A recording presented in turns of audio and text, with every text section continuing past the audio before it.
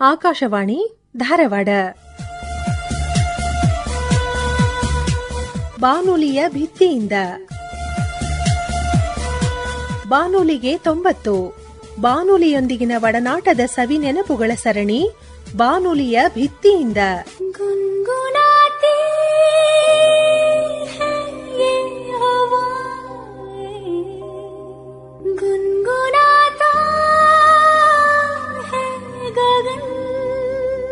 ಇಂದಿನ ಕಾರ್ಯಕ್ರಮದಲ್ಲಿ ಕೇಳಿ ನಿವೃತ್ತ ಹಿರಿಯ ಉದ್ಘೋಷಕಿ ಲತಾ ಶಿವಾನಂದ್ ಅವರೊಂದಿಗೆ ಸಂದರ್ಶನ. ಬಾನುಲಿಯ ಭಿತ್ತಿಯಿಂದ. ನಮಸ್ಕಾರ ಕೇಳುಗರೆ, ಬಾನುಲಿ ಭಿತ್ತಿಯಿಂದ ಕಾರ್ಯಕ್ರಮಕ್ಕೆ ತಮ್ಮೆಲ್ಲರಿಗೂ ಸ್ವಾಗತ. ಇವತ್ತಿನ ಅತಿಥಿ ನಮಸ್ಕಾರ ರೀ. ನಮಸ್ಕಾರ. ಹೆಂಗಿದ್ದೀರಿ? ಆರಾಮಿದ್ದೀರಿ. ಈಗ ನಿವೃತ್ತಿ ಜೀವನ ಹೆಂಗ್ ನಡ್ದದ? ನಿವೃತ್ತಿ ಜೀವನನು ಚೆನ್ನಾಗೇ ನಡೆದದ ನಮ್ಗೆ. ಯಾಕಂದ್ರೆ ಬಾಳ ಬ್ಯುಸಿ ಇದ್ವಿ. ಮನೆ ಕೆಲಸದೊಳಗೆ ಮಗಳ ಮದುವೆ ಮಾಡ್ಬೇಕಾಗಿತ್ತು. ಒಂದ್ ಹಂತದ ಕೆಲಸ ಮುಗಿಸಿದ್ವಿ. ಕೇಳುಗ್ರೆ, ಈ ಧ್ವನಿ ಕೇಳಿ ನಿಮ್ಮೆಲ್ಲರಿಗೂ ಗೊತ್ತಾಗಿರ್ಬೇಕು, ನಮ್ ಜೊತೆಗಿದ್ದಾರೆ ಇವತ್ತು ನಿಮ್ಮ ಅಚ್ಚುಮೆಚ್ಚಿನ ಆಕಾಶವಾಣಿ ಧಾರವಾಡ ಕೇಂದ್ರದ ನಿವೃತ್ತ ಹಿರಿಯ ಉದ್ಘೋಷಕಿ ಲತಾ ಶಿವಾನಂದ್ ಅವರು. ಲತಾ ಅವರೇ, ಬಾನುಲಿ ಭಿತ್ತಿಯಿಂದ ಕಾರ್ಯಕ್ರಮ ನೀವು ಕೇಳ್ತಾನೆ ಇದ್ದೀರಿ, ತಮಗೇನ್ ಅನಿಸ್ತದೆ ಈ ಕಾರ್ಯಕ್ರಮದ ಬಗ್ಗೆ? ಇಷ್ಟು ವರ್ಷದೊಳಗೆ ಯಾರು ಹಿಂಗ ಇಲ್ಲಿಂದ ರಿಟೈರ್ ಆದವ್ರ ಬಗ್ಗೆ ಸಂದರ್ಶನ ಮಾಡಿದ ಬಹುಶಃ ನನಗಂತೂ ಗೊತ್ತಿರ್ಲಿಲ್ಲ. ಇಲ್ಲಿ 30-35-40 ವರ್ಷಗಟ್ಟಲೆ ಸೇವೆ ಮಾಡಿದವ್ರನ್ನ ಕರೆದು ಅವರ ಒಂದು ಜೀವನದ ಬಗ್ಗೆ ಅಥವಾ ಅವರ ಒಂದು ವೃತ್ತಿ ಜೀವನದ ಬಗ್ಗೆ ಒಂದ್ 4 ಅಭಿಪ್ರಾಯಗಳನ್ನ ಕೇಳಿದ್ರೆ ನಿಜವಾಗೂ ಸಹಿತ ಇದು ಅವರಿಗೂ ಸಂತೋಷ, ನಮ್ ಕೇಳುಗರಿಗೂ ಅದೊಂದು ಗೊತ್ತಾದಂಗ. ಹೌದು. ಮತ್ತೆ ಲತಾ ಅವ್ರೆ, ಈಗ ನಮ್ಮ ಬಾನುಲಿಗೆ 90 ವರ್ಷದ ಸವಿ ನೆನಪಿಗಾಗಿ ಈ ಕಾರ್ಯಕ್ರಮವನ್ನ ಮಾಡ್ತಾ ಇದ್ದೀವಿ. ಆಕಾಶವಾಣಿ ಬಗ್ಗೆ ಹೆಮ್ಮೆ ಅದ ನಿಮ್ಗೆ? ಹೌದು. ಆಕಾಶವಾಣಿ ಶಿಕ್ಷಣನು ಕೊಡ್ತದೆ, ಮತ್ತು ಮನರಂಜನೆಯನ್ನು ಕೊಡ್ತದೆ, ಜ್ಞಾನನು ಕೊಡ್ತದೆ. ಅದಕ್ಕೆ ಅನ್ನೋದು ಎಲ್ರು ವಿಶ್ವವಿದ್ಯಾಲಯ ಅಂತ. ಹೌದು. ಮತ್ತೆ ಆಕಾಶವಾಣಿಯಲ್ಲಿ ಇಷ್ಟು ವರ್ಷ ಕೆಲಸ ಮಾಡಿದ್ದಕ್ಕೆ ಸಾರ್ಥಕವಾದಂತ ಕ್ಷಣಗಳು ಅನ್ಬೋದು ನನಗೆ.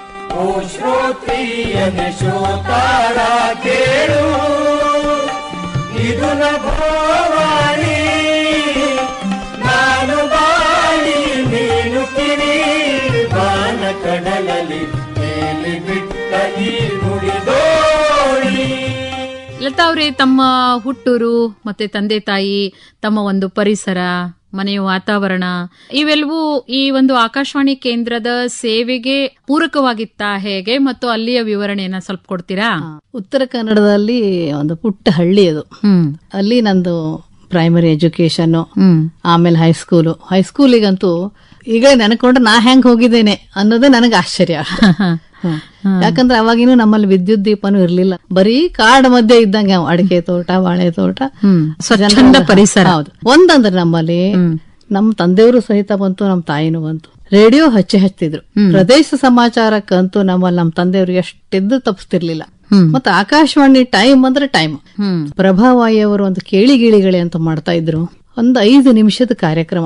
ಒಂದು ಹುಡುಗ ಎಲ್ಲ ಕೊಳೆ ಮಾಡ್ಕೊಂಡು ಮಳೆಗಾಲದಲ್ಲಿ ಆಟ ಆಡ್ಕೊಂಡು ಬರ್ತಾ ಇದ್ದಾನೆ. ಅದನ್ನ ಹೆಂಗ್ ಕಣ್ಣಿ ಕಟ್ಟುವಂಗ ಎಷ್ಟು ಚಂದ ಮಾಡಿ ಹೇಳ್ತಿದ್ರು ಅಂದ್ರೆ, ಆಕಾಶವಾಣಿಗೆ ಬಂದ ಮೇಲೆ ನನಗದನ್ನ ಕೇಳಬೇಕು ಅಂದ್ರೆ ನನಗೆ ಸಿಗಲಿಲ್ಲ. ಅದು ಆಕಾಶವಾಣಿಯಲ್ಲಿ ಯಾವುದೇ ಒಂದು ವಿಷಯವನ್ನ ಏನ್ ಹೇಳ್ತಾರೆ ಅದು ಪ್ರಸಂಗ ಕಣ್ಮುಂದೆನೆ ಬಂದ್ಬಿಡ್ಬೇಕು, ಆ ತರ ಪ್ರಸ್ತುತಿಯನ್ನ ಮಾಡ್ತಾರೆ ಅನ್ನುವಂಥದ್ದನ್ನ ನೀವು ತಿಳಿಸ್ತಾ ಇದ್ದೀರಿ. ನಿಮ್ಮ ಪುಟ್ಟ ಹಳ್ಳಿ ಹೆಸರು ಗಡಿಹಳ್ಳಿ ಅಂತ. ಗಡಿಹಳ್ಳಿ. ತಮ್ಮ ತಂದೆ ತಾಯಿ? ಅಪ್ಪ ಶ್ರೀಧರ ಹೆಗಡೆ ಅಂತ, ಅಮ್ಮ ವೇದಾವತಿ ಹೆಗಡೆ ಅಂತ ಹೇಳಿ. ಅಮ್ಮನಿಗೆ ಎಲ್ಲ ದೇವ್ರ ಆಧ್ಯಾತ್ಮಿಕ ಇದೆಲ್ಲ ಬಹಳ. ಅಪ್ಪ ಎಲ್ಲ ಕೃಷಿಕರು. ನಾನು ಹೇಳಿದ ನನ್ನ ಹಳ್ಳಿ ಇದು, ಅಲ್ಲಿಂದ ನಾನು ಹೈಸ್ಕೂಲಿಗೆ ಹೋಗಿದ್ದೆ. ಒಂದು ವೇ ನಾನು 8 ಕಿಲೋಮೀಟರ್ ನಡೀತಿದ್ದೆ. ಒಂದ್ 5-6 ಜನ ಸೇರಿ ಹೋಗ್ತಿದ್ವಿ ನಾವು. ಮಳೆಗಾಲದಲ್ಲಂತೂ ಇಷ್ಟು ತ್ರಾಸ ಇರ್ತಿತ್ತು ನಮ್ಗೆ ಅವಾಗ ಹೋಗ್ಲಿಕ್ಕೆ. ಬೆಟ್ಟ, ಆಮೇಲೆ ಮಧ್ಯ ಗದ್ದೆ, ತೋಟ, ಇವನ್ನೆಲ್ಲ ಹಾಯ್ದು ಹೋಗ್ಬೇಕಿತ್ತು ಹೈಸ್ಕೂಲಿಗೆ. ಉಂಬಳ ಅಂತ ಹೇಳಿ ನಮ್ಮಲ್ಲಿ ಒಂದು ಕೀಟ. ಈಗ ನೆನ್ಕೊಂಡ್ರೆ ಈಗ ಸಾಧ್ಯನೇ ಇಲ್ಲ ಅನಿಸ್ತದ, ಹೆಂಗ್ ಮಾಡಿದ್ವಿ ಅಷ್ಟಂತ. SSLC ಎಲ್ಲ ಡಿಸ್ಟಿಂಕ್ಷನ್ ಅಲ್ಲಿ ಪಾಸ್ ಆದೆ. ಅವಾಗಿನ ಕಾಲದಲ್ಲಿ ಹೆಣ್ಮಕ್ಳು ಬಹಳ ಕಲಿಯೋದೇನು ಬೇಡ, ಒಳ್ಳೆ ಕಡೆ ನೋಡಿ ಮದುವೆ ಮಾಡಿದ್ರೆ ಆಯ್ತು. 1-2 ವರ್ಷ ಮನೆ ಕೆಲಸ ಮಾಡ್ಕೊಂಡು, ತಾಯಿನೂ ಬಂತು, ನಮ್ ತಂದೆಯವರು ಬಂತು. ಇಲ್ಲ, ಇಷ್ಟು ಮಾಡಿದಾಳೆಲ್ಲ ಮುಂದೆ ಕಲೀಲಿ ಇವಳು. 2 ಅಣ್ಣ ನನಗೆ, ಒಬ್ಬ ತಮ್ಮ. ಎಲ್ಲರೂ ಬಹಳ ಪ್ರೀತಿ ಮಾಡ್ತಿದ್ರು ನನ್ನ. ಈಗಲೂ ಸಹಿತ ಅಷ್ಟ್ ಬೆನ್ನೆಲುಬಾಗಿ ನಿಂತ್ಕೋತಾರೆ. ನಿಮ್ಮ ಊರಿನ ಸುತ್ತಮುತ್ತಲಿನ ಪರಿಸರದ ಬಗ್ಗೆ ತುಂಬಾ ಚೆನ್ನಾಗಿ ಹೇಳ್ತಾ ಇದ್ರಿ. ನದಿ ಹರಿಯತ್ತೆ, ಬೆಟ್ಟ ಗುಡ್ಡ, ಪ್ರಾಣಿಗಳು ಎಲ್ಲವೂ ಕಾಣ್ತಾ ಇದ್ವು. ಆ ಪ್ರಾಣಿಗಳ ಮಧ್ಯೆನೂ ನಾವು ಓಡಾಡ್ತಾ ಇದ್ವಿ. ಮಳೆಗಾಲ ತುಂಬಾ ಕಷ್ಟ, ತುಂಬಾನೇ ಮಳೆ ಸುರಿತಿತ್ತು ಅಂತ ಹೇಳಿ. ಸೊ ಆ ನೆನಪನ್ನ ತಂದು ಕೊಡುವ ಒಂದು ಗೀತೆಯನ್ನ ಸ್ವಲ್ಪ ಕೇಳ್ಕೊಂಡ್ ಬಂದ್ಬಿಡೋಣ. ತಮಗಿಷ್ಟವಾದಂತಹ ಗೀತೆ ಯಾವುದು ಅಂತ? ನನಗ ಮಲೆನಾಡಿನ ಮಳೆ ಹಾಡಿನ ಪಿಸು ಮಾತಿನ ತನನನ ಗಗನದಲ್ಲಿ ಮಳೆಯ ದಿನ ಗುಡುಗಿನ ತನನ, ಆ ತನನ ದಿನ ಧರಣಿಯಲ್ಲಿ ಹಸುರಿನ ಜನನ. ಗಗನ ಘನ ಗುಡುಗು ದಿನ ಮಳೆ ಮಳೆ ಜನನ, ಆ ಜನನ ದಿನ ಧರಣಿ ತನ ಹಸುರಿನ ತನನ. ಮಲೆನಾಡಿನ ಮಳೆ ಹಾಡಿನ ಪಿಸು ಮಾತಿನ ಹೊಸತನ ಸವಿದಿನ. ಗಗನದಲ್ಲಿ ಮಳೆಯ ದಿನ ಗುಡುಗಿನ ತನನ, ಆ ತನನ ದಿನ ಧರಣಿಯಲ್ಲಿ ಹಸುರಿನ ಜನನ. ಮಲೆನಾಡಿನ ಮಳೆ ಹಾಡಿನ ಪಿಸು ಮಾತಿನ ಹೊಸತನ ಸವಿದಿನ. ಮಲೆನಾಡಿನ ಈ ಹುಡುಗಿ ಓದಿದ್ದೇನು ಅಂತ, ಡಿಗ್ರಿ ಯಾವ್ದ್ರಲ್ಲಿ ಆಯ್ತು ಅಂತ? ನಾನು ಬಿಕಾಮ್ ಮಾಡಿದೆ, ಶಾರ್ಟ್ ಹ್ಯಾಂಡ್ ಮಾಡಿದ್ದೇನೆ, ಟೈಪಿಂಗ್ ಮಾಡ್ಕೊಂಡಿದ್ದೇನೆ, ಎಲ್ಲ ಆತರ ಏನ್ ಬೇಕಲ್ಲ ಅದನ್ನೆಲ್ಲ ಮಾಡ್ಕೊಂಡಿದ್ದೆ. ಬ್ಯಾಂಕ್ ಎಕ್ಸಾಮ್ಗೆ ತಯಾರಿ ಮಾಡ್ತಾ ಇದ್ದೆ. ನನಗೆ ಈ ಒಂದು ನೌಕರಿಗಿಂತ ಮುಂಚೆ ನನಗೆ MG ಬ್ಯಾಂಕಿಂದ ಒಂದು LIC ನಂದು ಆಗಿತ್ತು. ಒಂದೇ ಪೋಸ್ಟಿಗೆ ಕರೆದಿದ್ನ, ಅನೌನ್ಸರ್ ಪೋಸ್ಟ್. ಅದಕ್ಕಾಗಿ ಏನ್ ತಯಾರು ಮಾಡ್ಕೊಂಡಿದ್ರಿ? ಎಕ್ಸಾಮ್ ಕೊಟ್ಟೆ, ಒಂದ್ ತಿಂಗಳ ಬೇಗ ರಿಸಲ್ಟ್ ಬಂತು. ಆಮೇಲೆ ಪರೀಕ್ಷೆ ಆದ್ಮೇಲೆ ವಾಯ್ಸ್ ಟೆಸ್ಟ್ ಕರೆದ್ರು, ಆಮೇಲೆ ಇಂಟರ್ವ್ಯೂ ಕರೆದ್ರು. ಫ್ರೀ ಆಗಿ ನಾ ಮಾತಾಡಿದೆ. ನಂದೊಂದ್ ಏನು ಅಂತಂದ್ರೆ, ಯಾವ ಕೆಲಸ ಮಾಡೋದಿದ್ರು ಅದಕ್ಕೊಂದ್ ಸ್ವಲ್ಪ ಪೂರ್ವ ತಯಾರಿ ಮಾಡಿದೆ. ನಾ ಯಾವತ್ತೂ ಮಾಡ್ಲಿಲ್ಲ. ಹೌದು. ಇವನ್ ನಂದಿಲ್ಲ ಅನೌನ್ಸರ್ ಡ್ಯೂಟಿ ಒಳಗೂ ಅಷ್ಟೇ. ನಾವು ನಾಳೆ ಬೆಳಗ್ಗೆ ಡ್ಯೂಟಿ ಅಂತಂದ್ರೆ ಇವತ್ ಮಧ್ಯಾಹ್ನ ಇದ್ದಾಗಲೇ ನಾಳೆ ಬೆಳಗ್ಗೆ ಅಂತ ಏನೇನಿದೆ ಎಲ್ಲವನ್ನು ಒಂದ್ಸರಿ ನೋಡ್ಕೊಂಡು ಕಂಪ್ಯೂಟರ್ ಅಲ್ಲಿ ಆಗ್ಲಿ ಒಂದು ಚಂಕಲ್ ಇಡ್ತಿದ್ರಲ್ಲ, ಆ ಚಂಕಲ್ ಇದೆಯಾ ಇಲ್ಲ ನೋಡ್ಕೊಂಡು ನಾ ಫ್ರೀ ಮಾಡ್ಕೊಂಡು ಹೋಗ್ತಿದ್ದೆ. ಸರಿ, ಈ ಉದ್ಯೋಗ ಸಿಕ್ಕ ಮೇಲೆ ಮೊದಲನೇ ದಿನ, ಮೊದಲ ಕ್ಷಣ ಹೇಗಿತ್ತು ನಿಮ್ದು? ಭಾಷೆ ಸ್ವಲ್ಪ ಚೇಂಜ್. ನಾ ಮಾತಾಡಿದ ಕೂಡ ಎಲ್ಲರೂ ಸೇರಿ ನಗುತ್ತಿದ್ರು. ಇಲ್ಲಿ ಅವಾಗ ಬಹಳ ಜನ ಎಂಪ್ಲಾಯೀಸ್ ಇದ್ರು, ಮತ್ತೆಲ್ಲ ದೊಡ್ಡ ದೊಡ್ಡ ಆಫೀಸರ್ಸ್ ಗಳು ಎಲ್ಲರೂ ಇದ್ರು. ಆದ್ರೆ ಎಷ್ಟು ಒಳ್ಳೆ ಆಫೀಸರ್ಸ್ ಇದ್ರು ಅಂದ್ರೆ ಬಹಳ ಕೋಆಪರೇಟಿವ್ ಇದ್ರು. ಫಸ್ಟ್ ಟೈಮ್ ನಾನು ಒಬ್ಳೆ ಮನೆಯಿಂದ ಹೊರಗೆ ಬಂದಿರೋದು. ಹೋಮ್ ಸಿಕ್ನೆಸ್ ಬಹಳ ಇತ್ತು ನನಗೆ. ಎಲ್ಲರೂ ಸಮಾಧಾನ ಮಾಡೋರು, ಏನು ಹೆದರ್ಕೋಬೇಡ ಅಂತ ಹೇಳಿ. ಅದಕ್ಕೆ ನನಗೊಂಥರ ಏನೋ ಸಪೋರ್ಟ್ ಕೊಟ್ಟಂಗ ಆಯ್ತು. ಇನ್ನೊಂದ್ ಹೇಳ್ಬೇಕು ಅಂದ್ರೆ, ನನಗೆ ಇಂಟರ್ವ್ಯೂದೊಳಗೆ ನೀವು ಹಾಡು ಹೇಳ್ತೀರಾ ಕೇಳಿದ್ರು. ನಾನು ದಿನಕರ್ ದೇಸಾಯಿ ಅವರದ್ದು ಜನತಾ ವಿದ್ಯಾಲಯ ಅಂತ ಹೇಳಿ ಅವರೊಂದು ಟ್ರಸ್ಟ್ ಮಾಡಿ ಸಾಕಷ್ಟು ಶಾಲೆಗಳನ್ನ ಮಾಡಿದ್ರು ಉತ್ತರ ಕನ್ನಡದಲ್ಲಿ. ಸೊ ಅವ್ರದ್ದೇ ಒಂದು ಜನತಾ ವಿದ್ಯಾಲಯದಲ್ಲಿ ಕಲ್ತವಳು ನಾನು. ಸೊ ಅದೇ ಹಾಡು ಹೇಳಿದೆ ನಾನು. ಹಾಡನ್ನ ನೆನಪು ಮಾಡ್ಕೊಳ್ಬಹುದಾ ಈಗ? ನನ್ನ ದೇಹದ ಬೂದಿ ಗಾಳಿಯಲ್ಲಿ ತೂರಿ ಬೀಡಿ ಹೋಗಿ ಬೀಳಲಿ ಭತ್ತ ಬೆಳೆಯುವಲ್ಲಿ. ನನಗದು ಎಷ್ಟು ಖುಷಿಯ ಹಾಡು ಅಂದ್ರೆ, ಮನುಷ್ಯನ ಹುಟ್ಟು ಸಾವಿನಲ್ಲಾದ್ರೂ ಸಹಿತ ಸಾರ್ಥಕ ಆಗ್ಬೇಕು ಅನ್ನೋದೇ ಹಾಡು. ನೀವು ಇಲ್ಲಿ ದುಡ್ದಿದ್ದು ಸಾರ್ಥಕವಾದ ಸೇವೆ ಅಂತ ಹೇಳಿ ಹೇಳ್ತಾ, ಲತಾ ಅವ್ರೆ, ಇಲ್ಲಿ ಬಂದಾದ್ಮೇಲೆ ನೀವು ಹೇಳ್ತಾ ಇದ್ರಿ ನನ್ನ ಭಾಷೆ ಕೇಳಿ ಎಲ್ರು ನಗ್ತಿದ್ರು ಅಂತ ಹೇಳಿ. ಆದ್ರೆ ನಿಮ್ಮ ಧ್ವನಿ ಒಂಥರ ವಿಶೇಷವಾದ ಧ್ವನಿ ಅಂತಾನೆ ಹೇಳ್ಬೋದು. ನಿಮ್ಮ ಧ್ವನಿ ಈ ಕಡೆ ಉದ್ಘೋಷಣೆಗೂ ಸೈ, ಆ ಕಡೆ ರೂಪಕಗಳಿಗೂ ಸೈ, ಈ ಕಡೆ ಪ್ರದೇಶ ಸಮಾಚಾರ ಓದ್ಲಿಕ್ಕೂ ಸೈ, ಹೀಗೆ ಎಲ್ಲಾ ಕಾರ್ಯಕ್ರಮಗಳಲ್ಲಿ ಭಾಗವಹಿಸ್ತಾ ಇದ್ರಿ. ಅದ್ರ ಬಗ್ಗೆ ತಾವೇನ್ ಹೇಳ್ತೀರಾ? ಮೊದ್ಲು ಬಂದು ಶುರುವಿನಲ್ಲಿ ಬಹಳ ಕಾರ್ಯಕ್ರಮಗಳು ಅಲ್ಲಿ ಕರಿತಿದ್ರು, ಧ್ವನಿಗೆ ಇಲ್ಲಿ ಕರಿತಿದ್ರು. ನಾವು ಇಲ್ಲಿ ಎಷ್ಟೋ ತನಕ ಇರ್ತಿದ್ವಿ ಅಂತಂದ್ರೆ ಎಲ್ಲಾ ಕಾರ್ಯಕ್ರಮಕ್ಕೂ ಧ್ವನಿ ಕೊಡ್ತಾ ಇದ್ದೆ. ಅಷ್ಟು ಬಿಜಿ ಇದ್ವಪ್ಪ. ಉದ್ಘೋಷಕರಾಗಿದ್ರಿ ನೀವು ಅನ್ನೋದಕ್ಕೆ, ಇಲ್ಲಿ ಶಿಫ್ಟ್ ಅಲ್ಲಿ ನೀವು ಕೆಲಸ ಮಾಡ್ತಾ ಇದ್ರಿ. ಈ ಶಿಫ್ಟ್ ಅಲ್ಲಿ ಕೆಲಸ ಮಾಡುವಾಗ ನಿಮ್ಗೆ ಯಾವ ತರದ ತೊಂದರೆಗಳಿದ್ವು ಅಥವಾ ಯಾವ ತರದ ಖುಷಿ ಸಿಗ್ತಾ ಇತ್ತು? ನೀವು ಇಲ್ಲಿ ಕರ್ತವ್ಯಗಳನ್ನ ನಿಭಾಯಿಸಬೇಕಾದ್ರೆ ಇಲ್ಲಿಯ ಸಂಬಂಧ, ಇಲ್ಲಿಯ ವಾತಾವರಣ ತುಂಬಾ ಚೆನ್ನಾಗಿರ್ಬೇಕಲ್ಲ, ಅದ್ರ ಬಗ್ಗೆ ಹೇಳ್ತೀರಾ? ಬೆಳಗ್ಗೆ ನಾವು ಬಂದ ಕೂಡ್ಲೆ ಏನು ವಂದನದಿಂದ ಶುರುವಾದ್ರೆ ಅವಾಗೆಲ್ಲ ಡೆಕ್ಗಳೆಲ್ಲ ಒಂದೊಂದು ಹಾಡು ಒಂದೊಂದು ಟೇಪ್ ಒಳಗ 5-6ನೇದು ಯಾವ್ದೋ ಕಟ್ ಶೆಡ್ಯೂಲ್ ಮಾಡ್ತಿತ್ತು. ನನಗದು 2.5 ಮಿನಿಟ್ ಹಾಡಿದ್ದಾಗ ನಾವು ನೆಕ್ಸ್ಟ್ ಡೆಕ್ ಅಲ್ಲಿ ಅದನ್ನ ರೆಡಿ ಮಾಡೋದಿದೆಯಲ್ಲ, ಆಕ್ಚುಲಿ ನಾವು ಅದನ್ನ ಕೂತ್ಕೋತಾನೆ ಇರ್ಲಿಲ್ಲ. ನಾವು 6ಕ್ಕೆ ಶುರು ಆದ್ರೆ 9:10 ಸುಗಮ್ ಸಂಗೀತ ಮುಗಿಸಿ ಕ್ಲೋಸ್ ಡೌನ್ ಆಗ್ತಿತ್ತು ಟ್ರಾನ್ಸ್ಮಿಷನ್ ನಾವು ಬಂದಾಗ.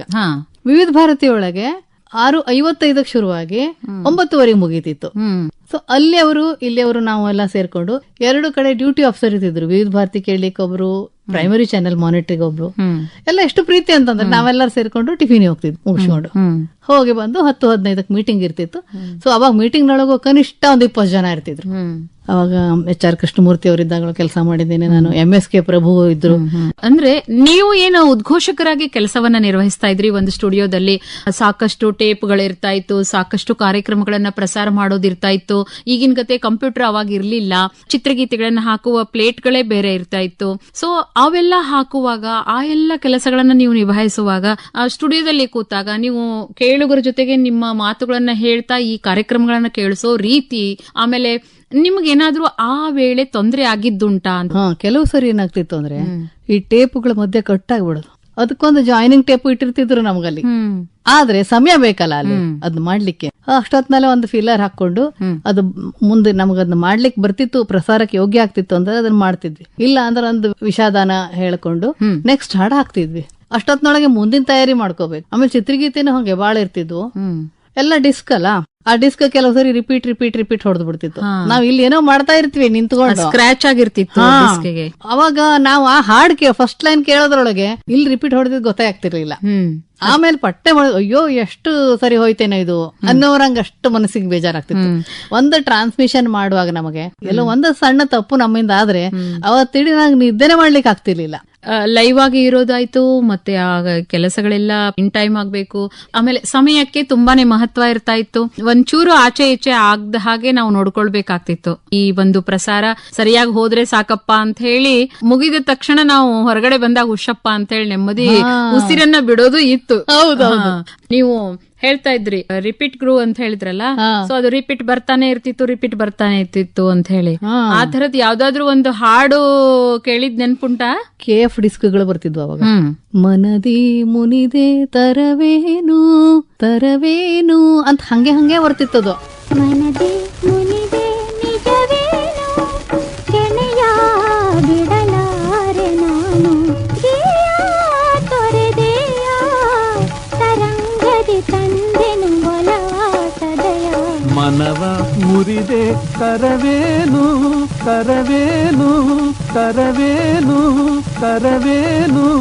ರಿಪೀಟ್ ಬರ್ಬೇಕಾದ್ರೆ ಏನ್ ಮಾಡ್ತಾ ಇದ್ರಿ ನೀವು?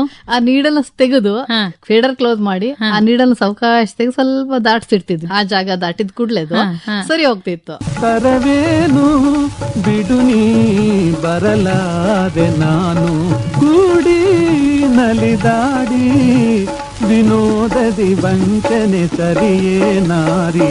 ಮನದಿ ಮುನಿದೆ ನಿಜವೇನು. ಅದು ಕೆಲವು ಸರ್ತಿ ಒಂದು ನಾಣ್ಯ ಇಟ್ಟಿದ್ದು ನೋಡಿದೀನಿ. ಹೌದಾ, ಸ್ವಲ್ಪ ಅದು ಮಾಡ್ತಿದ್ವಿ ನಾವು. ಅದ್ರ ಮೇಲೆ ಒಂದು ರೂಪಾಯಿ ನಾಣ್ಯನೋ 2 ರೂಪಾಯಿ ನಾಣ್ಯನೋ ತಗೊಂಡು ಅದ್ರ ಮೇಲೆ ಇಟ್ರೆ ಅದು ತಾನೇ ಸರಿ ಹೋಗ್ತಾ ಇರ್ತಿತ್ತು. ಎಷ್ಟೋ ಸರ್ತಿ ನಮ್ಮ ಪ್ರಸಾರದಲ್ಲಿ ಏಕ್ದಮ್ ಬದಲಾವಣೆ ಬರುವಂತಹ ಸ್ಥಿತಿ ಇರ್ತಾ ಇತ್ತು. ಪ್ರಧಾನಮಂತ್ರಿಗಳ ಮಾತುಗಳು ಬರೋದಾಗ್ಲಿ ಅಥವಾ ರಾಷ್ಟ್ರಪತಿಗಳ ಮಾತು ಬರೋದಾಗ್ಲಿ, ರಿಲೇ ಅಂತ ಹೇಳ್ತೀವಿ ನಾವು, ಅದು ಬಂದಾಗ ತಕ್ಷಣವೇ ಬದಲಾವಣೆ ಹೊಂದ್ಬೇಕು. ಅವಾಗ ಯಾವ ತರ ನೀವು ಅದನ್ನ ತೆಗೆದುಕೊಳ್ತಾ ಇದ್ರಿ? ಟೆನ್ಷನ್ ಆಗ್ತಿತ್ತಾ ಏನು? 89 ಜಾಯಿನ್ ಆದ್ನಲ್ಲ, ಅವಾಗ ಅನಿಲ್ ಗಾಯಕ್ವಾಡು, ನವಲ್ಗುಂದ ಅಂತೆಲ್ಲ ಡ್ಯೂಟಿ ಆಫೀಸರ್ ಅವರು ಹಂಗೆ ಇದ್ರು. ಅವಾಗ ಇನ್ನೊಂದು 10 ನಿಮಿಷಕ್ಕೆ ಪ್ರೆಸಿಡೆಂಟ್ ಬರ್ತಾರೆ, ಬಹಳ ಹುಷಾರಾಗಿರ್ರಿ. ಯಾವಾಗ ಹಂಗ ಹೇಳಿದಂಗೆ ನಮಗದೊಂಥರ ಟೆನ್ಷನ್. ಆದ್ರೆ ಯಾವತ್ತೂ ತಪ್ಪು ಹೋಗಿಲ್ಲ. ಅವರು ಸಹಿತ ಸರಿ ಮಾಡ್ಲಿಕ್ಕೆ ಏನ್ ಮಾಡ್ಬೇಕು ಅದನ್ನ ಮಾಡಿದ್ರು. ಆದ್ರೆ ನಮಗ್ ಹಂಗ ಅನಿಸ್ತಾ ಇತ್ತು. ಬಟ್ ಅಂದ್ರೆ ಈಗ ರಿಟೈರ್ ಆಗೋ ಹೊತ್ತಿಗೆಲ್ಲ ನಮಗದನ್ನ ಏನು ಅನಿಸ್ತಾ ಇರಲಿಲ್ಲ. ಆರಾಮ ಮಾಡ್ಕೊಂಡು ಹೋಗ್ತಿದ್ವಿ. ಅವಾಗ ಹಂಗ ಆಗಿರ್ಲಿಲ್ಲ. ಆದ್ರೆ ಎಲ್ಲರೂ ಸಹಿತ ಎಷ್ಟು ದೊಡ್ಡ ದೊಡ್ಡ ಆಫೀಸರ್ಸ್ ಎಲ್ಲ ಬಂದು ಕುತ್ಕೋತಿದ್ರು. Prime minister broadcast, president broadcast ಅಂದ್ರೆ ಹಂಗಿತ್ತದ ಅವಾಗ. ಸಾಕಷ್ಟು ಕಾರ್ಯಕ್ರಮಗಳನ್ನ ನೀವು ಪ್ರಸಾರ ಮಾಡ್ತಾ ಇದ್ರಿ. ಅಂತ ಕಾರ್ಯಕ್ರಮಗಳಲ್ಲಿ ನಿಮ್ಮ ಮೆಚ್ಚಿನ ಕಾರ್ಯಕ್ರಮಗಳು ಯಾವುವು? ನಾನು ಮೊದಲು ಒಂದು ನೆನಪಿನ ಅಲೆಗಳು ಅಂತ ಹೇಳಿ ಒಂದು ಕಾರ್ಯಕ್ರಮ ಮಾಡ್ತಾ ಇದ್ದೆ. ಸಾಹಿತಿಗಳದ್ದೆಲ್ಲ ಹೆಂಗ್ ಓದಿದಾಗ ಅವ್ರ ಬಗ್ಗೆ ಬರೆಯುವಾಗ ಬಹಳ ತೃಪ್ತಿ ಇದೆ ನನಗೆ. ಅದನ್ನ ಅಷ್ಟೇ ಚಂದ ನಾನು ಅದನ್ನ ರೈಟ್ ಅಪ್ ಮಾಡಿದ್ದೆ ನಾನು ಅದನ್ನ. ಆಮೇಲೆ ಒಂದ್ಸರಿ ಏನಾಯ್ತಂದ್ರೆ ನಮ್ಮ ಆಕಾಶವಾಣಿದು ವಾರ್ಷಿಕೋತ್ಸವ ಆಯ್ತು. ಬೆಳಗಿಂದನೂ ಅದು ಯಾರ ಗಮನಕ್ಕೆ ಬರೋದು ನಂಗೆ ಇದಾಗ್ಬಿಟ್ಟಿತ್ತು. 10 ಚಿತ್ರಗೀತೆ ಹಾಕ್ತಾ ಇದ್ದೆ ನಾನು. ಅವಾಗ ಸಾಹೇಬ್ರ ಫೋನು, ಇಲ್ಲ ಲತಾ ಅದಕ್ಕೆ ಏನಾರು ಒಂದು ಕಾಂಪೇರಿಂಗ್ ಮಾಡಿ ಇವತ್ತು ಹಾಕ್ಬೇಕು. ಸೊ ನಾವು ಚಿತ್ರಗೀತೆಗೆ ರೆಡಿ ಆಗಿರ್ತೀವಿ. ಕಂಪೇರಿಂಗ್ ನಮ್ಗೆ ಏನಾರು ಒಂದ್ ಸ್ವಲ್ಪ ಮಟೀರಿಯಲ್ ಬೇಕಲ್ಲ. ಹೌದು. ಆದ್ರೂ ಸಹಿತ ಅದಕ್ಕೆ ಏನೋ ಎಲ್ಲ ನನಗೆ ತಿಳಿದಂಗೆಲ್ಲ ಬರೆದು ಕಂಪೇರಿಂಗ್ ಮಾಡಿ ಮುಗಿಸಿದೆ ಅದನ್ನ. ಲತಾ ಅವರೇ, ಈಗ ಉದ್ಘೋಷಕರಿಗಾಗಿಯೇ ಇರುವಂತಹ ಕಾರ್ಯಕ್ರಮಗಳು ಸಾಕಷ್ಟಿದ್ವು. ಬಹಳಷ್ಟು ಕಾರ್ಯಕ್ರಮ ಮಾಡಿದೇವೆ ಅವಾಗ. ಬೆರಗು ಬೆಡಗು ಕೊಟ್ರು, ಚಿತ್ರ ನಿನಾದ ಕೊಟ್ರು, ಸಂಪರ್ಕ ಸೇತು ಅಂತ ಮಾಡಿದ್ವಿ. ಹೊರಗಡೆ ಎಲ್ಲ ಹೋಗಿ ಬಂದ್ಕೊಂಡು ಪರಸ್ಪರ ಅಂತೂ ನಾನು ರವೀಂದ್ರ ಕುಮಾರ್ ಇದ್ರು, ಎಷ್ಟೋ ವಾರಗಳನ್ನ ನಾನು ರವೀಂದ್ರ ಕುಮಾರ್ ಮಾಡಿದ್ವಿ ಪರಸ್ಪರ. ಬಹಳ ಪತ್ರಗಳು ಬರ್ತಿದ್ವು, ಬಹಳ ಚಂದಾಗಿ ಅದನ್ನ ಬರೆದು ಪ್ರೊಡ್ಯೂಸ್ ಮಾಡ್ತಿದ್ವಿ ಅದನ್ನ. ಆಮೇಲೆ ವಾರದ ವಿಹಾರ ಅಂತೂ ಒಂದು 25-30 ಟೇಪ್ ಅನ್ನ ತಗೊಂಡು ಇಡೀ ವಾರದ ಕಾರ್ಯಕ್ರಮನ ಅದನ್ನ ಜಾಯಿನ್ ಮಾಡ್ಬೇಕು, ಕಂಪೇರಿಂಗ್ ಮಾಡ್ಕೊಂಡು ಅದಕ್ಕೆ ಸಂಬಂಧಪಟ್ಟಂಗೆ ಎಷ್ಟು ಕೆಲಸ ಆಗ್ತಿತ್ತು ಅಂತ ಅಂದ್ರೆ ಅದು. ಯಾಕಂದ್ರೆ ಟೇಪ್ ಅಲ್ಲ, ಹೌದು, ಆ ಟೇಪ್ ಇಂದ ಟ್ರಾನ್ಸ್ಫರ್ ಮಾಡೋದು, ಅದನ್ನ ಒಂದಕ್ಕೆ ಹಾಕೋದು, ಡಬ್ ಮಾಡೋದು ದೊಡ್ಡ ಕೆಲಸ ಆಗಿತ್ತು. ಲತಾ ಅವರೇ, ಈಗ ನಮ್ಮ ಆಕಾಶವಾಣಿಯ ಶ್ರೋತೃ ಸಮ್ಮುಖದಲ್ಲಿ ಆಗುವಂತಹ ಕಾರ್ಯಕ್ರಮಗಳಿಗೆ ನಿರೂಪಣೆ ಮಾಡಿದ್ದೀರಿ. ಮಾಡಿದ್ದೀನಿ. ಚೇತನ್ ನಾಯ್ಕ್ ಅವರು ಮಾಡಿದ್ರು ಅದನ್ನ, ಐಕ್ಯ ಗಾನ ಅಂತ ಹೇಳಿ. ನಾನು ಮತ್ತ ನರೇಂದ್ರ ಇಬ್ಬರಿದ್ವಿ ಕಂಪೇರಿಂಗ್. ಬಹಳಷ್ಟು ಪ್ರೋಗ್ರಾಮ್ ಮಾಡಿದ್ದೇವೆ. ಅದು ಬಹಳ ದೊಡ್ಡದು, ಯಾಕಂದ್ರೆ ಎಲ್ಲಾ ಆರ್ಟಿಸ್ಟ್ಗಳನ್ನೆಲ್ಲ ಬೆಂಗಳೂರು ಸುಗಮ್ ಸಂಗೀತ ಅವರು ಎಲ್ಲ ದೊಡ್ಡ ಪ್ರಮಾಣದಲ್ಲಿ ಮಾಡಿದ್ರು. ಬಹಳ ಚೆನ್ನಾಗಾಯ್ತು ಅದು. ನಾನಿಲ್ಲಿ ಸೇರಿದ ತಕ್ಷಣ 1-2 ತಿಂಗಳದೊಳಗೆ ಒಂದು ಬೆಳಗಾವಿಗೆ ಮರಾಠ ಲೈಟಿಂಗ್ ಇನ್ಫಿನಿಟಿ ಅಂತದೆಯಲ್ಲ, ಅಲ್ಲಿ ಡಿಫೆನ್ಸ್ ಇವರಿಗೆ ಸಂಗೀತ ಕಾರ್ಯಕ್ರಮ ನಡೆಸಿಕೊಟ್ವಿ ನಾವು. ಅದಕ್ಕೆ ನಾನು ಕಂಪೇರಿಂಗ್ ಕರ್ಕೊಂಡು ಹೋಗಿದ್ರು. ಓಹೋ, ನಿಮ್ಮ ಮೆಚ್ಚಿನ ಸಂಗೀತ ಕಲಾವಿದರು ಯಾರು ಅಂತ ಕೇಳ್ಬೋದಾ? ಎಂ ವೆಂಕಟೇಶ್ ಕುಮಾರ್ ಅವ್ರ ಗಾಯನ ಬಹಳ ಇಷ್ಟ ಆಗಿತ್ತು ಕಾರ್ಯಕ್ರಮ. ಅವ್ರದ್ದು ದಾಸರ ಪದ ಇರ್ಲಿ, ವಚನ ಗಾಯನ ಇರ್ಲಿ, ಅಥವಾ ಶಾಸ್ತ್ರೀಯ ಗಾಯನ ಇರ್ಲಿ, ಎಲ್ಲವೂ ಕೂಡ ಎಷ್ಟು ಖುಷಿ ಕೊಡ್ತದೆ ಅಂತಂದ್ರೆ. ಮತ್ತೆ ಈ ಒಂದು ಆಕಾಶವಾಣಿ ಬಂದ ಮೇಲೆ ಇಂತಹ ಕಲಾವಿದರು ವೆಂಕಟೇಶ್ ಕುಮಾರ್ ಇರಬಹುದು ನಮ್ಗೆ, ಆಮೇಲೆ ಬಾಲೆಖಾನ್ ಇದ್ರು, ಅವಾಗ ಗಂಗೂಬಾಯಿ ಹಾನ್ಗಲ್ಲನ್ನು ನೋಡಿದ್ದೇನೆ, ಆಮೇಲೆ ಬಸವರಾಜ ರಾಜಗೌರ್ ಅವರು ನೋಡಿದ್ದೇನೆ ನಾನು. ನಮ್ಗೆ ಇದನ್ನೆಲ್ಲ ನೋಡಿದಂತಹ ಒಂದು ಅವಕಾಶ ಸಿಕ್ತು ಆಕಾಶವಾಣಿಗೆ ಬಂದಾಗ. ನಿಜ. ಪಂಡಿತ್ ಎಂ ವೆಂಕಟೇಶ್ ಕುಮಾರ್ ಅವ್ರದ್ದು ಒಂದು ಭಕ್ತಿ ಗೀತೆಯನ್ನ ಕೇಳ್ಕೊಂಡ್ ಬಂದ್ಬಿಡೋಣ. ಹೀನ ಬುದ್ಧಿಯಿಂದ ಶ್ರೀ ಹಯವದನನ್ನ ಜರಿದು ತಾನು ಬದುಕಲಾರದಿರಲು ತೋರಿ ಕೊಟ್ಟ ಮಧ್ವ ಮುನಿಯ ಒಂದು ಬಾರಿ ಸ್ಮರಣೆ ಸಾಲದೆ ಆನಂದ ತೀರ್ಥರ ಪೂರ್ಣ ಪ್ರಜ್ಞರ ಸರ್ವಜ್ಞರಾಯರ ಮಧ್ವರಾಯರ ಒಂದು ಬಾರಿ ಸ್ಮರಣೆ ಸಾಲದೆ. ನನಗೆ ಆಕಾಶವಾಣಿ ರಿಟೈರ್ ಆದ್ಮೇಲೆ ನಾ ಮಿಸ್ ಮಾಡ್ತಾ ಇದ್ದಿದ್ದು ಯಾವ್ದು ಅಂತಂದ್ರೆ ಒಳ್ಳೆ ಹಾಡುಗಳನ್ನ. ನನಗೆ ಇವನ್ PB ಶ್ರೀನಿವಾಸ ಅವ್ರದ್ದು ಬಾರೇ ಬಾರೇ ಈ ಹಾಡು ನನಗೆ ಬಹಳ ಇಷ್ಟ. ಕಣ್ಣಿನ ಸನ್ನಿಯ ಸ್ವಾಗತ ಮರೆಯಲಾರೆ, ಚಂದುಟಿ ಮೇಲಿನ ಹೂನಗೆ ಮರೆಯಲಾರೆ, ಅಂದದ ಹೆಣ್ಣಿನ ನಾಚಿಕೆ ಮರೆಯಲಾರೆ, ಮೌನ ಗೌರಿಯ ಮೋಹದ ಕೈ ಬಿಡಲಾರೆ, ಬಾರೆ ಬಾರೆ ಚಂದದ ಚೆಲುವಿನ ದಾರಿ ಒಲವಿನ ಚಿಲುಮಿಗ ದಾರಿ. ಲತಾ ಅವರೇ, ಬಾರೆ ಬಾರೆ ಚಂದದ ಚಲುವಿನ ತಾರೆ ಅಂತ ಹೇಳಿ ತಮ್ಮ ಜೀವನಕ್ಕೆ ನಿಮ್ಮನ್ನ ಕರೆದುಕೊಂಡು ಹೋದ್ರು ಶಿವಾನಂದ್ ಅವರು. ಅವರು ಎಂಟರಾದ್ಮೇಲೆ 2 ಮಕ್ಕಳು, ಆ ಕುಟುಂಬವನ್ನ ನೋಡ್ಕೊಳ್ಬೇಕು, ಈ ಉದ್ಯೋಗದ ಜವಾಬ್ದಾರಿಯನ್ನು ಹೇಗೆ ನಿಭಾಯಿಸಿದ್ರಿ? ನಮ್ಮನೆಯವರು ಅವರು ಹೊರಗಡೆ ಹೋಗ್ತಿದ್ರು, ಅವರಿಗೆ ಬೇರೆ ಬೇರೆ ಕಡೆ ವರ್ಗ ಆಗ್ತಾ ಇತ್ತು. ಶಿಫ್ಟ್ ಡ್ಯೂಟಿ ಸಂಸಾರ ಜೀವನಕ್ಕೆ ಸ್ವಲ್ಪ ತೊಂದರೆ ಆಗ್ತದೆ. ಮಕ್ಕಳು ಹೆಂಗಾಗ್ಬಿಡ್ತಾರೆ ಅಂತಂದ್ರೆ ಅಮ್ಮ ಎಷ್ಟೊತ್ತಿಗೂ ಬಿಟ್ಟು ಹೋಗ್ಬಿಡ್ತಾಳೆ ಅನ್ನೋ ತಲೆ ಒಳಗಿಟ್ಟಿರ್ತಾರೆ. ಹೋಗ್ಬಿಟ್ರೆ ಅಮ್ಮ ಅಂತ, ಬೆಳಗ್ಗೆ ಎಷ್ಟೊತ್ತಿಗೆ ಅಮ್ಮ ಇರೋದಿಲ್ಲಲ್ಲ, ಹಂಗಾಗ್ಬಿಟ್ಟಿತ್ತು. ಆದ್ರೆ ನಮ್ಮ ಅತ್ತೆ ಮೀನಾಕ್ಷಮ್ಮ ಅಂತ ಹೇಳಿ ಬಹಳ ಪ್ರೀತಿ ಮಾಡ್ತಿದ್ರು ನಮ್ಮ ಮಕ್ಕಳನ್ನ. ನಂಗೆ ಎಷ್ಟೋ ಹೆಲ್ಪ್ ಆಯ್ತು. ನನ್ನ ಮಕ್ಕಳು ಸುಮಾರು ದೊಡ್ಡ ಆಗಲಿ ತನಕ ನಮ್ಮ ಅತ್ತೆಯವರಿದ್ರು ನಮ್ ಜೊತೆಗೆ. ಆಮೇಲೆ ಮಕ್ಕಳಿಬ್ರು ಒಳ್ಳೆ ಎಜುಕೇಶನ್ ಮಾಡಿದ್ರು, ಕಲ್ತರು. ಜವಾಬ್ದಾರಿಯುತವಾಗಿ ಎಲ್ಲವನ್ನ ನಿಭಾಯಿಸ್ಕೊಂಡು ಹೋಗ್ಬೇಕಾಗತ್ತೆ ಮಹಿಳೆ. ಅಮ್ಮನ ಸ್ಥಾನದಲ್ಲಿದ್ದು ಅಂತ ಒಂದು ಸ್ಥಾನದಲ್ಲಿ ಇದ್ದುಕೊಂಡು ನೀವು ಇಷ್ಟೆಲ್ಲ ಕಷ್ಟಪಟ್ಟು ಒಂದು ಹಂತದಲ್ಲಿ ಮುಂದುವರೆದು ಮಕ್ಕಳು ಕೂಡ ಒಂದು ಸೆಟ್ಲ್ ಆಗಿದ್ದಾರೆ ಈಗ. ಆ ಒಂದು ಖುಷಿ ಕೂಡ ತಮಗಿದೆ. ಅದ್ರ ಜೊತೆಗೆ ಈ ಒಂದು ಉದ್ಯೋಗದ ಅನುಭವ ಈ ಮುಂದಿನ ಜೀವನದಲ್ಲಿ ನಿಮ್ಗೆ ಹೇಗ್ ಕಾಡತ್ತೆ ಅಂತ. ಕೆಲಸ ಮಾಡಿದಂತ ಸಂತೋಷ ನನ್ನ ಕಡೆ ತನಕ ಇರ್ತದೆ. ಮತ್ ಒಂದಂದ್ರೆ ನಾನು ಯಾವಾಗ್ಲೂ ಸಹಿತ ಅತ್ಯಂತ ಪ್ರಾಮಾಣಿಕವಾಗಿ ಕೆಲಸ ಮಾಡಿದ್ದೇನೆ. ಆ ತೃಪ್ತಿ ನನಗೆ ಯಾವತ್ತಿದೆ. ಸತ್ಯ ನಿಷ್ಠೆ ನನಗೆ ಇದು ಯಾವತ್ತು ನನ್ನ ಜೀವನದ ತತ್ವ ಇದು. ಯಾವತ್ತು ನಮ್ಮ ಪ್ರಾಮಾಣಿಕತೆ, ನಾವು ಸತ್ಯದಲ್ಲಿ ಅದು ನಮ್ಮನ್ನ ಯಾವತ್ತೂ ಕೈ ಹಿಡಿತದೆ ಅನ್ನೋದಂತ ಒಂದು ನಂಬಿಕೆ ನಂದು. ಮಧ್ಯೆ ನಮ್ಮ ಮನೆಯವರಿಗೆ ಒಂದು ಆಕ್ಸಿಡೆಂಟ್ ಆಗಿತ್ತು. ನಮ್ಮ ಮಕ್ಕಳು ಸಣ್ಣವರಿದ್ರು. ಅಲ್ಲಿಂದ ಎಲ್ಲಾ ಜವಾಬ್ದಾರಿ ನನಗ್ ಬಿದ್ದಂಗಾಯ್ತು. ಆ ಜವಾಬ್ದಾರಿ ನಿಭಾಯಿಸ್ಲಿಕ್ಕೆ ನಾನು ನಿವೃತ್ತಿ ಹೊಂದೋ ತನಕ ಕೆಲಸ ಮಾಡ್ತೀನೋ ಇಲ್ಲ, ಯಾಕಂದ್ರೆ ಮನೆ ಪರಿಸ್ಥಿತಿ ಸಲುವಾಗಿ ಹಂಗ ಅನ್ಕೊಂಡಿದ್ದೆ ನಾನು. ಆದ್ರೆ ಎಲ್ಲವನ್ನೂ ಸಹಿತ ಆ ದೇವ್ರು ನಡೆಸಿಕೊಟ್ಟ ನನಗೆ. ನಾ ಯಾವತ್ತೂ ಸಹಿತ ಗಾಡ್ ಈಸ್ ಗ್ರೇಟ್ ಅನ್ನೋಳು. ಪ್ರತಿ ಒಂದು ನಡೆಯೂ ಸಹಿತ ದೇವರಿಂದನೇ ಪ್ರೇರಣೆ ಆಗಿರೋದು. ಒಂದು ಹಾಡು ನೆನಪಾಗ್ತದೆ ಹೇಳಿ. ಜಗದ ಜೀವಗಳನ್ನು ಆಳ್ವ ಓ ಅನಂತ ಶಕ್ತಿಯೇ, ಓ ಅನಂತ ಶಕ್ತಿಯೇ. ಆ ಶಕ್ತಿ ಮುಂದೆ ಯಾವುದೂ ಇಲ್ಲ. ನಿಜ. ಪ್ರತಿ ಒಂದು ನಡೆಯೂ ಸಹಿತ ದೇವರಿಂದನೇ ಪ್ರೇರಣೆ ಆಗಿರೋದು. ಆಧ್ಯಾತ್ಮ ಬಹಳ ಪ್ರೀತಿ ನನಗೆ. ನಾನು ಈಗಾದ್ರೂ ಮನೆಯೊಳಗೆ ಒಂದಷ್ಟು ಟೈಮ್ ಅದ್ರೊಳಗೆ ಕಳಿತೇನೆ. ನನಗೆ ಭಕ್ತಿ ಗೀತೆ ಅಂದ್ರೆ ಬಾರಿ ಇಷ್ಟ. ಭಕ್ತನಾದೊಡೆ ಭಯಭಕ್ತಿ ತುಂಬಿರಬೇಕು ಅಂತ ಹೇಳಿ ಪ್ರಿವಿಷನ್ ಹಾಡಿದೆಯಲ್ಲ, ಬಹಳ ಅಂದ್ರೆ ಬಹಳ ನಂಗೆ ಸೇರ್ತದೆ ಅದನ್ನ. ಭಕ್ತನಾದೊಡೆ ಭಯಭಕ್ತಿ ತುಂಬಿರಬೇಕು, ಭಕ್ತನಾದೊಡೆ ನಡೆ ನುಡಿ ಶುದ್ಧವಾಗಿರಬೇಕು, ಭಕ್ತನಾದೊಡೆ ಭಯಭಕ್ತಿ ತುಂಬಿರಬೇಕು. ಲತಾ ಅವ್ರೆ, ನಮ್ಮ ಆಕಾಶವಾಣಿ ಧಾರವಾಡ ಅಂತಂದ್ರೆ ನಾಟಕಕ್ಕೆ ತುಂಬಾ ಹೆಸರುವಾಸಿನೇ. ಯಾಕಂದ್ರೆ ನಮ್ಮ ನಾಟಕಗಳನ್ನ ತುಂಬಾ ಜನ ಮೆಚ್ಕೊಳ್ತಾರೆ. ಅಂತದ್ರಲ್ಲಿ ನೀವು ನಾಟಕದಲ್ಲಿ ಕೂಡ ಭಾಗವಹಿಸಿದ್ರಿ ಅಂತ. ಹೌದು, ಧ್ವನಿ ಪರೀಕ್ಷೆನೂ ಪಾಸ್ ಮಾಡ್ಕೊಂಡಿದ್ದೆ. ಅವಾಗ ನಾಟಕ ರೂಪಕ ಎಲ್ಲದಕ್ಕೂ ಧ್ವನಿ ಕೊಡ್ತಾ ಇದ್ದೆ.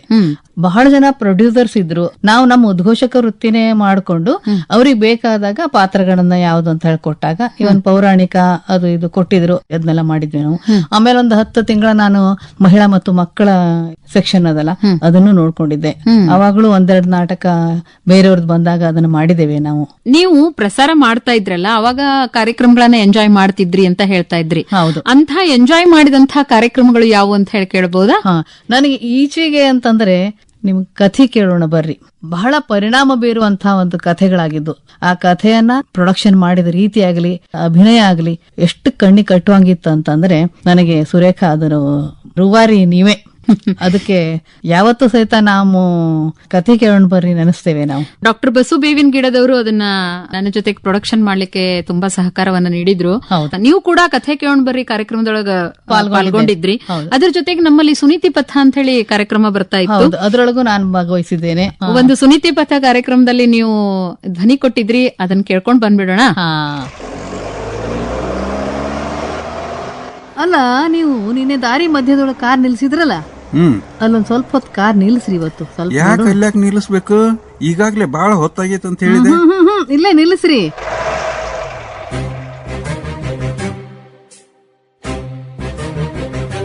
ನಿನ್ನೆ ಆ ಮುದುಕ ಮಲಗಿದ ಜಾಗ ಇದು ಹೌದಿಲ್ಲ? ಅವ್ನ ಅಲ್ಲೇ ಮಲಗ್ಯಾನ ನೋಡ್ರಿ. ಹೌದಲ್ಲ, ಇವ ಮಲಗಿರುವವ ನಿನ್ನೆ ನಾವು ಶಾಲ್ ಕೊಟ್ಟಿದ್ದೀವಲ್ಲ, ಅದ ಮುದುಕಿವ. ಕಣ್ ತೆರದ್ ನೋಡ್ರಿ, ನಿನ್ನೆ ಮುದುಕನೇವ. ನೀವು ಕೊಟ್ಟು ಶಾಲೆ ಎಲ್ಲ ಐತಿ ನೋಡ್ರಿ. ಆದ್ರ ಅವ ಅದೇ ಹರಿದ ಚಾದ್ರ ಹೊತ್ಕೊಂಡು ನಡಕ್ತಾ ಮಲಗ್ಯಾನ. ನನಗ ಅನಸದ್ ನೋಡ್ರಿ, ಶಾಲ ಮಾರಿ ಕುಡ್ದು ಬಿದಿರ್ಬೇಕವ. ನಾನ ನಿಮ್ ಕೈಯ ಕಡ್ಡಿ ಕೊಟ್ಟು ಹೇಳ್ದೆ ಬ್ಯಾಡ ಅಂತ. ನೀನು ಒಮ್ಮೆಲೆ ಇಂತ ನಿರ್ಧಾರಕ್ಕೆ ಬರಬೇಡ, ಅವನನ್ನ ಸ್ವಲ್ಪ ವಿಚಾರ ಮಾಡೋನ್ ತಡಿ. ಆಮೇಲೆ ಏನಂತಂದ್ರೆ, ಈಗ ನಾವು ಬರೀ ಉದ್ಘೋಷಕರನ್ನ ಎಲ್ಲಾ ಕಾರ್ಯಕ್ರಮಕ್ಕೂ ತಗೋತಾ ಇದ್ರು. ನನಗೆ ಅಂತಂದ್ರೆ ಎಲ್ಲ ಈ ಕೃಷಿ ರಂಗದ್ದು ಈ ರೈತರಿಗೆ ಸಲಹೆ ದಿನಾ ಓದ್ದಂಗ ಓದ್ತಿದ್ದೆ ನಾನು. ಸ್ಕ್ರಿಪ್ಟ್ ಕೊಡ್ತಿದ್ರು. ಇದಲ್ದೇನೆ ನೋಡಿ, ಇಯರ್ಲಿ ರೌಂಡ್ ಅಪ್ ಅನ್ನುವಂತಹ ಕಾರ್ಯಕ್ರಮವನ್ನ ಮಾಡ್ತಾ ಇದ್ವಿ ಪ್ರತಿ ವರ್ಷ. ಹೌದೌದು. ಒಂದು ಸಾರಿ ನಾನು ಮತ್ತೆ ನೀವು ಸೇರ್ಕೊಂಡು ಮಾಡಿದೀವಿ ಅದನ್ನ. ಅದು ಇಷ್ಟು ಕಷ್ಟಪಟ್ಟಿದ್ದೇವಲ್ಲ ನಾವು ಅದಕ್ಕೆ. ಯಾಕಂದ್ರೆ ಡ್ಯೂಟಿನೂ ಮಾಡ್ಕೊಂಡು ಹೋಗಿ ಯಾರು ಅದರದ್ದು ಬಿಟ್ಸ್ ಎಲ್ಲ ನಮಗ್ ಕೊಟ್ಟಿರ್ಲಿಲ್ಲ. ನಾವ ಕೇಳ್ಕೊಂಡು ಅವ್ರ ಪ್ರೋಗ್ರಾಮ್ ಎಲ್ಲಿದೆ ಅಂತ ಹುಡುಕೊಂಡು ಅದನ್ನ ಕೇಳ್ಕೊಂಡು ಅದ್ರೊಳಗಿರುವಂತಹ ಮುಖ್ಯವಾದಂತಹ ಒಂದು ಮಹತ್ವದ ರೋಲ್ ಯಾವ್ದಿದೆ ನೋಡ್ಕೊಂಡು ಅದನ್ನು ತಗೊಂಡು ಕರೆಕ್ಟ್ ಆಗಿ ನಾವು ಕ್ಲಬ್ ಮಾಡಿ ಅದಕ್ಕೆ ಚಂದಾಗ ಒಂದು ಕಾಂಪೇರಿಂಗ್ ರಾತ್ರಿ 12ರವರೆಗೂ ನಾವು ಆ ಪ್ರೋಗ್ರಾಮ್ ಮಾಡಿದ್ದಿದೆ ಅವತ್ತು. 12 ಗಂಟೆಗೆ ನಾವು ಹೊಸ ವರ್ಷದ ಶುಭಾಶಯಗಳನ್ನ ಹೇಳಿದ್ದು ಈಗಲೂ ಕೂಡ ನನ್ನ ಕಣ್ಮುಂದ್ ಕಟ್ಟಿದಂಗಿದೆ. ಆ ಕಾರ್ಯಕ್ರಮ ಮಾತ್ರ ನನಗೂ ಸಹಿತ ಅಂದ್ರೆ ಬಹಳ ಖುಷಿ ಕೊಟ್ಟ ಕಾರ್ಯಕ್ರಮ ಅದು. ನಮ್ಮನೇಲಿ ನನ್ಗಿಂತ ಹೆಚ್ಚಾಗಿ ನಮ್ಮ ಮನೆಯವರು ರೇಡಿಯೋ ಕೇಳ್ತಾರೆ. ಬೆಳಗ್ಗೆ 6 ಗಂಟೆ ಅಂತ ನಮ್ಮಲ್ಲಿ ರೇಡಿಯೋ ಹಚ್ಚಿರ್ತಾರೆ. ಅವರು ಸಹಿತ ಈ ಕಾರ್ಯಕ್ರಮ ಬಹಳ ಚೆನ್ನಾಗಿದೆ, ಅಲ್ಲಿಂದ ಇಲ್ಲಿಗೂ ಎಲ್ಲೆಲ್ಲೆಲ್ಲೂ ಬಿಡದೆ ಅಷ್ಟು ಚಂದ ಕೇಳಿಸಿಕೊಂಡು ಹೋಗಿರೋ ಕಾರ್ಯಕ್ರಮ ಅಂತ ಹೇಳಿ ಬಹಳ ಖುಷಿ ಪಟ್ರು. ಅಲ್ದೇನೆ ಸಾಕಷ್ಟು ನಮ್ಮ ಕಾರ್ಯಕ್ರಮ ಸಿಬ್ಬಂದಿಗಳು ಕೂಡ ಆ ಕಾರ್ಯಕ್ರಮನ ಮೆಚ್ಕೊಂಡು ಅವತ್ತು ಹೇಳಿದ್ರು. ಸೊ ಅದ್ರದ್ದು ಒಂದ್ ಬಿಟ್ ಕೇಳ್ಕೊಂಡ್ ಬಂದ್ಬಿಡೋಣ. ಹೊಸ ಬಗೆಯಲ್ಲಿ ಬರಲಿ, ಸುಖ ಸಾವಿರ ತರಲಿ, ಹೊಸ ಬಗೆಯಲ್ಲಿ ಬರಲಿ. ಹೊಸ ವರ್ಷ ಅಂತ ಅನ್ನೋದು ಕೂಡ ಹೊಸದಾಗಿರ್ತದೆ ಯಾವಾಗಲೂ ಕೂಡ. ಹೊಸತನ ಅನ್ನೋದು ಅಷ್ಟು ನಮಗೆ ಸಂಭ್ರಮ ತರ್ತದ. ಮತ್ತೆ ಏನೋ ಒಂದು ಕಹಿ ಘಟನೆಗಳು ಇದ್ರೂ ಅವನು ಮರಿಲಿಕ್ಕೆ ಇದು ಒಂದು ಆಸ್ಪದ ಅಲ್ಲ ಸುರೇಖಾ. ಈಗ ಕಳೆದ ವರ್ಷದಲ್ಲೂ ಸಹಿತ ಏನೇನ್ ನಾವು ಒಳ್ಳೇದ್ ಮಾಡಿದ್ದೇವೆ, ಒಳ್ಳೆ ದಿನಗಳು ನಮಗೆ ಏನೇನ್ ಇದ್ವು ಅದನ್ನ ನೆನಪು ಮಾಡ್ಕೊಂಡು ಕೆಟ್ಟದ್ದನ್ನ ನಾವು ಮರೆತು ಈ ಹೊಸ ವರ್ಷದಲ್ಲಿ ಇನ್ನಷ್ಟು ನಮ್ಮಿಂದ ಒಳ್ಳೆಯ ಕೆಲಸಗಳನ್ನ ಮಾಡಿಸುವಂತ ಆ ದೇವರಲ್ಲಿ ಪ್ರಾರ್ಥನೆ ಮಾಡ್ಕೋತಾ ಒಳ್ಳೆ ಕೆಲಸದಲ್ಲಿ ಒಳ್ಳೆ ಒಂದು ವಿಚಾರದಲ್ಲಿ ಮಗ್ನರಾಗಿರೋಣ ಅಂತ. ಹೌದು ಹೌದು ಇಲ್ಲತಾ ಪ್ರತಿಯೊಂದು ದಿನಾನು ಕೂಡ ಹೊಸದಿರ್ತದೆ. ಆದ್ರೆ ಈ ಹೊಸ ವರ್ಷ ಬಂದಾಗ ಇನ್ನಷ್ಟು ನಮ್ಮ ಸಂಕಲ್ಪ ಯಾವಾಗಲೂ ಜಾಸ್ತಿ ಆಗ್ಬೇಕು ಅಥವಾ ಗಟ್ಟಿ ಆಗ್ಬೇಕು ಅಂತ ಅನ್ನೋದು ಕೂಡ ಬಹಳ ಮುಖ್ಯ ಆದದ್ದು ಯಾವಾಗಲೂ ಕೂಡ. ಸಾಕಷ್ಟು ಕಾರ್ಯಕ್ರಮಗಳಿಗೆ ಅನೌನ್ಸ್ಮೆಂಟ್ ಕೊಡೋದಾಗ್ಲಿ, ಪ್ರಾಯೋಜಿತ ಕಾರ್ಯಕ್ರಮಗಳಿಗೆ ಸಂದರ್ಶನವನ್ನ ಮಾಡೋದಾಗ್ಲಿ ನೀವು ಮಾಡ್ತಾ ಇದ್ರಿ. ಕೆಲವು ಕಾಲ ನೀವು ಕಮರ್ಷಿಯಲ್ ಸೆಕ್ಷನ್ನಿಗೂ ಹೋಗಿದ್ರಿ. ಬಹಳ ಬ್ಯುಸಿ ಇತ್ತದು ಸೆಕ್ಷನ್. ಯಾಕಂದ್ರೆ ಸಾಕಷ್ಟು ಅಡ್ವರ್ಟೈಸ್ಮೆಂಟ್ ಬರ್ತಿತ್ತು. ಅದನ್ನ ಕರೆಕ್ಟ್ ಆಗಿ ನಾವು ಅವ್ರು ಯಾವ ಕೆಟಗರಿ ಹೇಳಿದಾರೆ ಆ ಕೆಟಗರಿಯಲ್ಲಿ ಅದನ್ನ ಹಾಕ್ಬೇಕಿತ್ತು. ಅದನ್ನ ಮಾಡಿ ಸ್ಟುಡಿಯೋಕ್ ತಂದು ಒಂದ್ ದಿವ್ಸನು ಯಾರಿಗೂ ಏನೂ ತೊಂದರೆ ಆಗದಂಗ ಬಹಳ ನೀಟಾಗಿ ಅವ್ರಿಗೆ ಮಾಡ್ಕೊಡ್ತಿದ್ದೆ. ಅದ್ರ ಜೊತೆಗೆ ನಾನು ಸಂಜೀವಿನಿ ಆಯುರ್ವೇದ, ಎಂ ಜೋಶಿ ನೇತ್ರ ವಿಜ್ಞಾನ ಸಂಸ್ಥೆ ಪ್ರಾಯೋಜಿತದಂತ ಜೀವನ ಬೆಳಕು ಅದನ್ನು ಮಾಡಿದೆ. ಸಾಕಷ್ಟು ಪ್ರಾಯೋಜಿತ ಕಾರ್ಯಕ್ರಮ ಪ್ರಸಾರ ಮಾಡಿದ್ವಿ ನಾವು. ಮಧುರಗಾನ ಅಂತ ಹೇಳಿ ಅದನ್ನ ಮಾಡಿದ್ವಿ. ಬಸವ ಐಸಿರಿ ಮಾಡಿದ್ವಿ ನಾವು. ಬಸವಣ್ಣನವರ ವ್ಯಕ್ತಿತ್ವದಿಂದ ಆಕರ್ಷಿತರಾಗಿ ನೂರಾರು ಶರಣರು ವಚನಗಳನ್ನು ಬರೆದರು. ಅಲ್ಲಮ ಪ್ರಭುದೇವ, ಚನ್ನಬಸವಣ್ಣ, ಅಕ್ಕ ಮಹಾದೇವಿ ಅಲ್ಲದೆ ಯಾವ ವಿಶೇಷವಾದ ಹಿನ್ನೆಲೆಯೂ ಇಲ್ಲದ ಸಾಮಾನ್ಯರೂ ಸಹ ವಚನಗಳನ್ನು ರಚಿಸಿದರು. ಮಾದಾರ ಧೂಳಯ್ಯ, ತುರುಗಾಹಿ ರಾಮಣ್ಣ, ಅಂಬಿಗರ ಚೌಡಯ್ಯ ಮೊದಲಾದ ಶರಣರಿಂದ ವಚನ ಸಾಹಿತ್ಯ ಮುಗಿಲೆತ್ತರಕ್ಕೆ ಏರಿತು. ಮಾದಾರ ಧೂಳಯ್ಯ ಅವರ ಒಂದು ವಚನ: ಎನ್ನ ತನುವ ನಿರ್ಮಲ ಮಾಡಿದ ನಯ್ಯ ಬಸವಣ್ಣನು, ಎನ್ನ ಮನವ ನಿರ್ಮಲ ಮಾಡಿದ ನಯ್ಯ. ಯಾವ ಕೆಲಸ ಮಾಡಿದ್ರು ಸಹಿತ ಅದರೊಳಗೆ ಅಷ್ಟೇ ನಿಷ್ಠೆಯಿಂದ ಮಾಡಿದ್ದೇನೆ. ಅದರ ಮಟ್ಟಿಗೆ ನನಗೆ ಆತ್ಮತೃಪ್ತಿ ಯಾವಾಗಲೂ ಇದೆ. ನನಗೆ ಅನುರಾಧ ಧಾರೇಶ್ವರ್ ಅವರು ಬಹಳ ಪ್ರೀತಿ ಮಾಡ್ತಿದ್ದ ಅನ್ನಲ್ಲ, ಅವ್ರ ಜೊತೆಗೆ ಹೋಗಿ ನನಗೆ ಎನ್ಕೆ ಅವರ ಪರಿಚಯ ಆಯ್ತು. ಒಂದ್ಸರಿ ಮಾರ್ನಿಂಗ್ ದೀಪಾವಳಿಗೆ ಕಾಂಪೇರಿಂಗ್ ಇದ್ ಮಾಡ್ರಿ ಅಂತ ಹೇಳಿದ್ರು. ಅದನ್ನ ಮಾಡಿದ್ದೆ. ಕೇಳ್ಕೊಂಡು ಎಷ್ಟು ಪ್ರೀತಿ ಪಟ್ರು. ಬಹಳ ಚಂದ ಬರ್ದಿಯವ, ಎಷ್ಟು ಚಂದ ಆಗಿತ್ತು. ನೀವು ಅನುರಾಧ ಧಾರೇಶ್ವರ್ ಅವರು ಅಂತ ಹೇಳಿದ ತಕ್ಷಣ ನನಗ್ ನೆನಪಾಗಿದ್ದು ಅವ್ರು ಹಾಡ್ತಿದ್ದಂಥ ಓ ಎನ್ನ ದೇಶ ಬಾಂಧವರೇ ಅನ್ನೋ ಗೀತೆ. ಅದನ್ನ ಸ್ವಲ್ಪ ಕೇಳ್ಕೊಂಡ್ ಬಂದ್ಬಿಡೋಣ. ಸರಿ. ಓ ಎನ್ನ ದೇಶ ಬಾಂಧವರೇ, ಕಂಬನಿಗಳ ನೆರಳ ಚಿಮ್ಮಿ ಪ್ರಾಣಾಹುತಿ ನೀಡಿದ ಅವರ ಸಂಸ್ಮರಿಸಿರಿ ಬಲಿದಾನ. ನೀವು ಅವರನ್ನು ಮರೆಯಲು ಬರದು, ಅದಕ್ಕಾಗಿ ಇದೋ ಈ ಕಥನ. ಪ್ರಾಣಾಹುತಿ ನೀಡಿದ ಅವರ ಸಂಸ್ಮರಿಸಿರಿ ಆಮೇಲೆ ನಂಗೆ HR ಲೀಲಾವತಿ ಅವರು ಹಾಡಿದ್ದು ಬಹಳ ಇಷ್ಟ ನನಗೆ. ಗಿಡ ಗಿಡದಲ್ಲಿ ಹಾರಾಡುವ ಗಿಣಿಯೇ, ನುಡಿ ನುಡಿ ಕನ್ನಡವಾ, ನುಡಿ ನುಡಿ ಕನ್ನಡವಾ, ನುಡಿ ನುಡಿ ಕನ್ನಡವಾ. ಗಿಡ ಗಿಡದಲ್ಲಿ ಹಾರಾಡುವ ಗಿಳಿಯೇ, ನುಡಿ ನುಡಿ ಕನ್ನಡವ ಅಂತ ಹೇಳಿ ಆಕಾಶವಾಣಿಯೊಳಗ ನುಡಿದ ಈ ಗಿಳಿ ತನ್ನ ಅನುಭವಗಳನ್ನ ನಮ್ಮ ಜೊತೆಗೆ ಹಂಚಿಕೊಳ್ತು. ಈ ಗಿಳಿ ಲತಾ ಶಿವಾನಂದ್. ನಿಮ್ಮ ಅನುಭವಗಳನ್ನ ಇಷ್ಟೊತ್ತು ಹಂಚಿಕೊಂಡಿದ್ದಕ್ಕೆ ಕೇಳುಗರ ಪರವಾಗಿ, ನಮ್ಮ ಆಕಾಶವಾಣಿಯ ಪರವಾಗಿ ತಮಗೆ ಹೃತ್ಪೂರ್ವಕ ಧನ್ಯವಾದಗಳನ್ನ ತಿಳಿಸ್ತಾ ಇದ್ದೀನಿ. ನಮಸ್ಕಾರ. ನನ್ನ ಅಭಿಪ್ರಾಯವನ್ನ ತಿಳಿಸ್ಲಿಕ್ಕೆ ಒಂದು ಅವಕಾಶವನ್ನು ಕೊಟ್ರಿ. 90 ವರ್ಷ ಪೂರೈಸ್ತಾ ಇರುವ ನಮ್ಮ ಈ ಆಕಾಶವಾಣಿ ನಿರಂತರವಾಗಿರ್ಲಿ. ಯಾವತ್ತೂ ಕೇಳುಗರಿಗೆ ಅವ್ರಿಗೆ ಏನು ಬೇಕಾಗಿದೆ ಆ ಕಾರ್ಯಕ್ರಮವನ್ನು ಕೊಡ್ತಾ ಇದು ಹೀಗೆ ಮುಂದುವರಿಲಿ. ಸಾಕಷ್ಟು ಜನರಿಗೆ ಜೀವನಕ್ಕೆ ಆಧಾರವಾಗಲಿ, ಅನ್ನಕ್ಕೆ ಆಸರಿಯಾಗಲಿ ಅಂತ ಹೇಳಿ ಕೋರ್ತಾ ನಾನು ತಮ್ಗೆಲ್ಲರಿಗೂ ಕೂಡ ಧನ್ಯವಾದಗಳನ್ನು ತಿಳಿಸ್ತೇನೆ. ನಮಸ್ಕಾರ. ನಮಸ್ಕಾರ. ಇದುವರೆಗೆ ನಿವೃತ್ತ ಹಿರಿಯ ಉದ್ಘೋಷಕಿ ಲತಾ ಶಿವಾನಂದ್ ಅವರೊಂದಿಗಿನ ಸಂದರ್ಶನವನ್ನು ಕೇಳಿದಿರಿ. ಸಂದರ್ಶಿಸಿದವರು ಜಿ. ಸುರೇಖಾ ಸುರೇಶ್. ಸಂಕಲನ ತ್ರಿವೇಣಿ ಬೆಟಗೇರಿ. ಬಾನುಲಿಯ ಭಿತ್ತಿಯಿಂದ ವಿಶೇಷ ಕಾರ್ಯಕ್ರಮ ಸರಣಿ ಪ್ರಸಾರವಾಯಿತು.